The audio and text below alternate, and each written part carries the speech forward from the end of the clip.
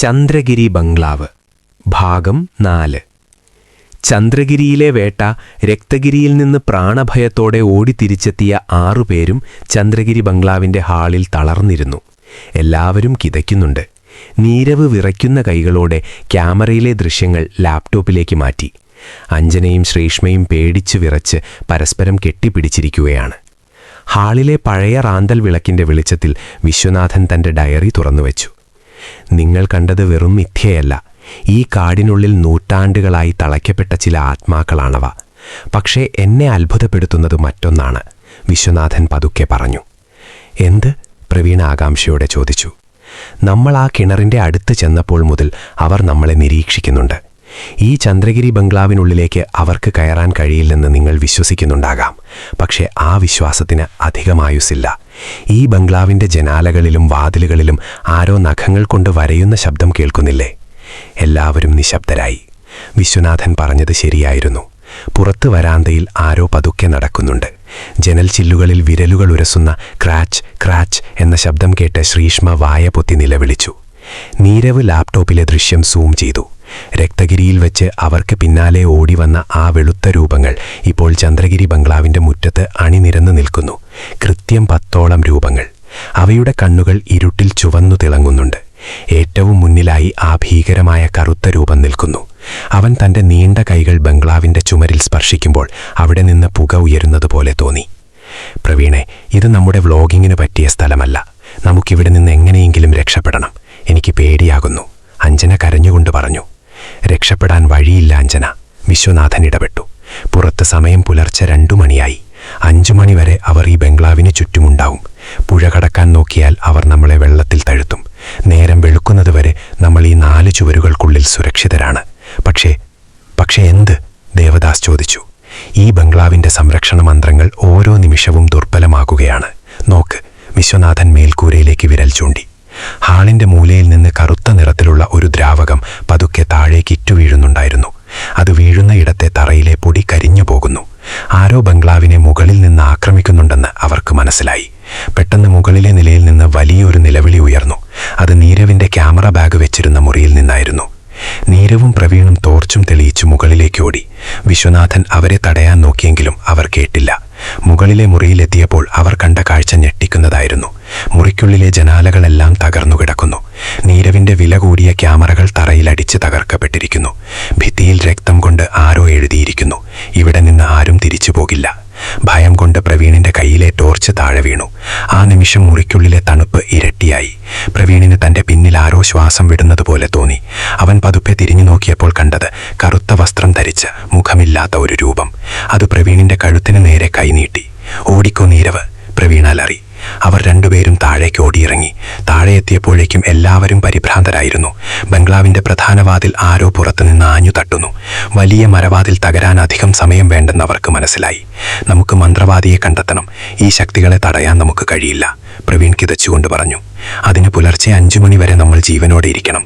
വിശ്വനാഥൻ തന്റെ ബാഗിൽ നിന്ന് ഒരു പഴയ ലോഹദണ്ഡ് പുറത്തെടുത്തു. ഇന്ന് രാത്രി നമ്മൾ എല്ലാവരും ഈ ഹാളിൽ തന്നെ ഇരിക്കണം. ആരും തനിച്ചെങ്ങോട്ടും പോകരുത്. വെളിച്ചമണയാതെ സൂക്ഷിക്കുക. പുറത്ത് പിശാചുക്കളുടെ അട്ടഹാസം കൂടി വന്നു. ചന്ദ്രഗിരി ബംഗ്ലാവ് ഇപ്പോൾ പിശാചുക്കളാൽ വളയപ്പെട്ട ഒരു കോട്ട പോലെയായിരിക്കുന്നു.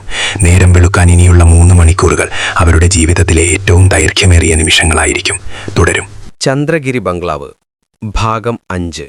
2022 ആ കറുത്ത രാത്രിയിൽ മണ്ണാർക്കാട് കാട് നിശബ്ദമായത് 6 മനുഷ്യജീവനുകളെ വിഴുങ്ങിക്കൊണ്ടായിരുന്നു.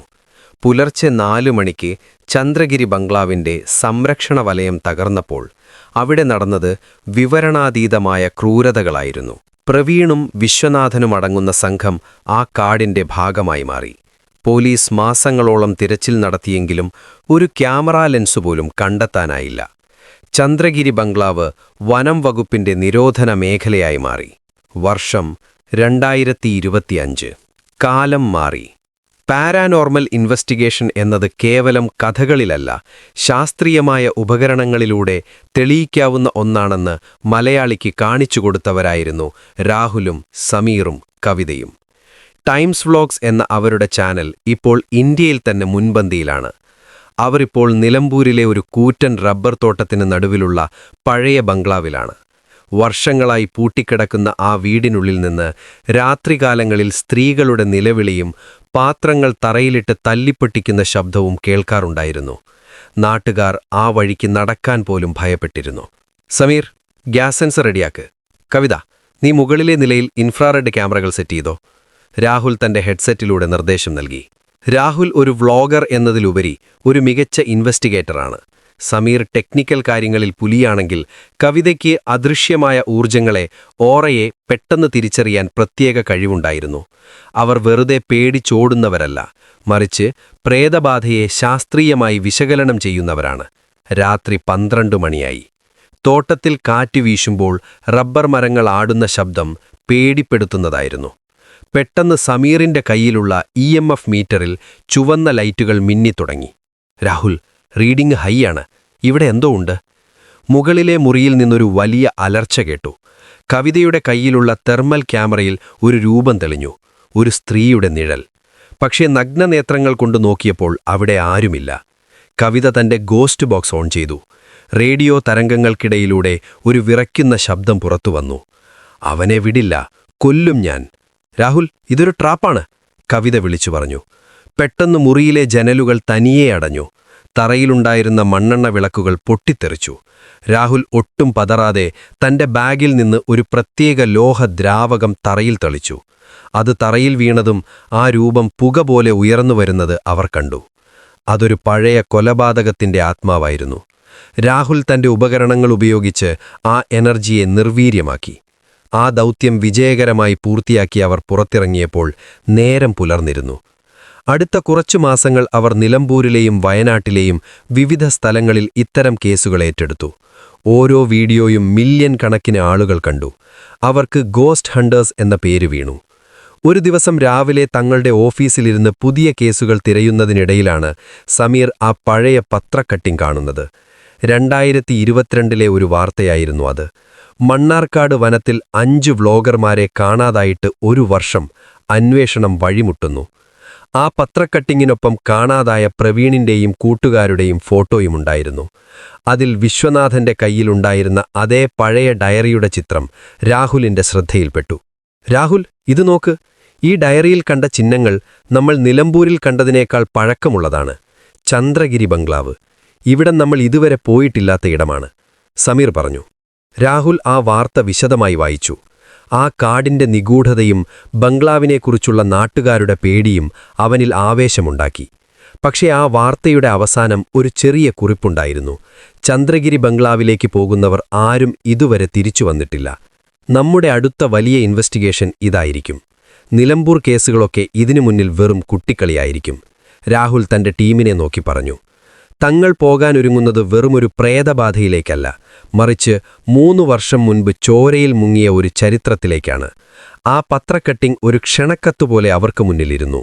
ചന്ദ്രഗിരിയുടെ നിഴലുകൾ പുതിയ ഇരകൾക്കായി കാത്തിരിക്കുകയായിരുന്നു. തുടരും. ചന്ദ്രഗിരി ബംഗ്ലാവ് ഭാഗം 6. നിലമ്പൂരിലെ വിജയത്തിനു ശേഷം ടൈംസ് ബ്ലോഗ്സ് ടീമിലേക്ക് പുതിയ 2 അംഗങ്ങൾ കൂടി ചേർന്നു. അഭിജിത്ത്, അഭി, പിന്നെ മീരയും. അഭിജിത്ത് ഒരു മികച്ച ഡ്രോൺ പൈലറ്റാണ്. ഏത് നിബിഡ വനത്തിനുള്ളിലും കൃത്യമായ പാതകൾ കണ്ടെത്താനും ആകാശദൃശ്യങ്ങളിലൂടെ ഒളിഞ്ഞിരിക്കുന്ന നിഗൂഢതകൾ പകർത്തിയെടുക്കാനും അവന് പ്രത്യേക കഴിവുണ്ട്. മീരയാകട്ടെ പുരാതന ചരിത്രരേഖകൾ പരിശോധിക്കുന്നതിലും പഴയ തറവാടുകളുടെ രഹസ്യങ്ങൾ ലൈബ്രറി രേഖകളിൽ നിന്ന് ചികഞ്ഞെടുക്കുന്നതിലും വിദഗ്ധയാണ്. ഇതോടെ രാഹുലിന്റെ ടീം 5 പേരടങ്ങുന്ന ശക്തമായൊരു സംഘമായി മാറി. ചന്ദ്രഗിരി ബംഗ്ലാവിനെക്കുറിച്ചുള്ള ആ പഴയ പത്രക്കട്ടിംഗ് രാഹുലിന്റെ ഉറക്കം കെടുത്തിയിരുന്നു. അവൻ ആ യാത്രയ്ക്കുള്ള ഔദ്യോഗികമായ തയ്യാറെടുപ്പുകൾ തുടങ്ങി. എന്നാൽ കാര്യങ്ങൾ അവൻ വിചാരിച്ചത്ര എളുപ്പമായിരുന്നില്ല. യാത്രയ്ക്ക് തൊട്ടുപിന്നാലെ രാഹുൽ തന്റെ വീട്ടിലെത്തിയപ്പോൾ അമ്മ വല്ലാതെ അസ്വസ്ഥയായിരുന്നു. രാഹുൽ പുതിയ ദൗത്യത്തെക്കുറിച്ച്, അതായത് മണ്ണാർക്കാട്ടെ ചന്ദ്രഗിരി ബംഗ്ലാവിനെക്കുറിച്ച് പറഞ്ഞതും അമ്മയുടെ മുഖം വിളറി. മോനെ, നിലമ്പൂരിലോ വയനാട്ടിലോ പോയതുപോലെ അല്ല ഇത്. ആ മണ്ണാർക്കാട്ടെ കാടും ചന്ദ്രഗിരി ബംഗ്ലാവും അത് ശപിക്കപ്പെട്ട ഇടമാണ്. അങ്ങോട്ട് പോകരുത്, അമ്മ അവന്റെ കൈ പിടിച്ചപേക്ഷിച്ചു. അമ്മേ, ഇതൊക്കെ ഞങ്ങളുടെ ജോലിയല്ലേ? മുമ്പത്തേക്കാൾ മികച്ച ഉപകരണങ്ങൾ ഇപ്പോൾ ഞങ്ങളുടെ കയ്യിലുണ്ട്. അഭിജിത്തിനെ പോലെ ഒരു ഡ്രോൺ എക്സ്പേർട്ടും മീരയെപ്പോലെ ചരിത്രം അറിയുന്നവരും കൂടെയുണ്ട്. പേടിക്കാനൊന്നുമില്ല, രാഹുൽ അമ്മയെ ആശ്വസിപ്പിക്കാൻ ശ്രമിച്ചു. ശാസ്ത്രത്തിന് തോൽപ്പിക്കാൻ കഴിയാത്ത ചിലത് അവിടെ ഉണ്ട് രാഹുൽ. 3 വർഷം മുൻപ് അവിടെ പോയ ആ പിള്ളേരുടെ അമ്മമാരുടെ കരച്ചിൽ ഇന്നും ഈ നാട്ടുകാർ മറന്നിട്ടില്ല. ആ ബംഗ്ലാവ് ആളുകളെ കൊന്നു കുഴിച്ചുമൂടുന്ന ഇടമാണെന്ന് പഴമക്കാർ പറയുന്നു. അന്ന് അവിടെ പോയ 5 പേരുടെ കുടുംബങ്ങളും ഇന്നും നീറുകയാണ്. നിനക്കെന്തെങ്കിലും സംഭവിച്ചാൽ പിന്നെ എനിക്ക് ആരാണുള്ളത്? അമ്മയുടെ കണ്ണുകൾ നിറഞ്ഞു. രാഹുലിന് മാത്രമല്ല, സമീറിനും കവിതയ്ക്കും വീട്ടിൽ നിന്ന് വലിയ എതിർപ്പുകൾ നേരിടേണ്ടി വന്നു.